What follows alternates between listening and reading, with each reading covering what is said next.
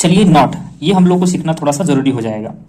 हमेशा माइंड में आप लोग ये सेटअप करके रखें कि प्रीपोजिशंस अपने बाद हमेशा ऑब्जेक्ट को लेता है। एग्जाम्पल के माध्यम से चलिए हम लोग समझते हैं। जैसे I am fond of going.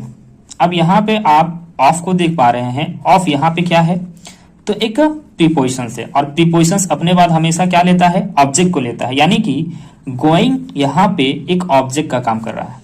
कैसे समझिएगा, गोइंग तो दिख रहा है किसके जैसा, भरपूर, लेकिन यहाँ पे ये मेन भर्व का काम नहीं कर रही है, ये किसका काम कर रही है, जिरंड का। यानी समझिए जब भरपूर का रूप नाउन के रूप में काम करना स्टार्ट कर दे तो फिर उसे हम लोग क्या बोलते हैं, जिरंड बोलते हैं। जैसे समझिएगा, राम किल्स रावण, राम किल्स रावण। यहां पे राम जो है हमारा क्या है, सब्जेक्ट है, और किल्स जो है ये वर्ब है, और रावण जो है ये हमारा ऑब्जेक्ट है।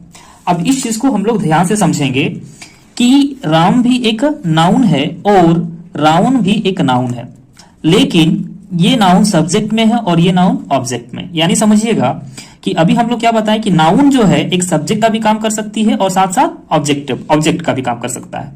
तो यहाँ पे हम लोग देख रहे हैं कि एक नाउन सब्जेक्ट का काम कर रहा है और एक नाउन ऑब्जेक्ट का काम कर रहा है। यानी कि ये जो भरपूर है ये यहाँ पे नाउन का काम कर रहा है, इसीलिए हम लोग जिरंड कहते हैं। और जब नाउन का काम कर रहा है तो सब्जेक्ट के रूप में नहीं, किसके रूप में काम कर रहा है, ऑब्जेक्ट। यानी कि यहाँ पे ये गोइंग जिरंड के रूप में किसका काम कर रहा है, ऑब्जेक्ट। यानी प्रीपोजिशंस के बाद यहाँ पे क्या आया है, गोइंग, जो कि ऑब्जेक्ट आया है।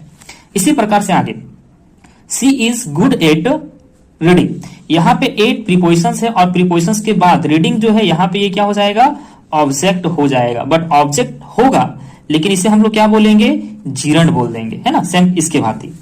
नेक्स्ट समझते हैं कि दिया विद तृप्ति। अब इस चीज को आप लोगों को ध्यान से देखना है और बताना है कि इज या आर लगे हैं, तो फिर उसमें क्या देखते हैं हम लोग, सबसे पहले सब्जेक्ट को देखते हैं। बट यहाँ पे ऐसा लग रहा है जैसे कि मानो दो सब्जेक्ट हैं, और अगर दो सब्जेक्ट मानते हैं तो फिर क्या हो जाएगा, आर। बट यहाँ राइट आंसर जो होगा इज होगा। कैसे समझते हैं, यहाँ पे जो विथ है ये एक प्रीपोजिशंस का काम कर रहा है, और जब ये प्रीपोजिशंस है तो अपने बाद क्या लेगा, ऑब्जेक्ट लेगा।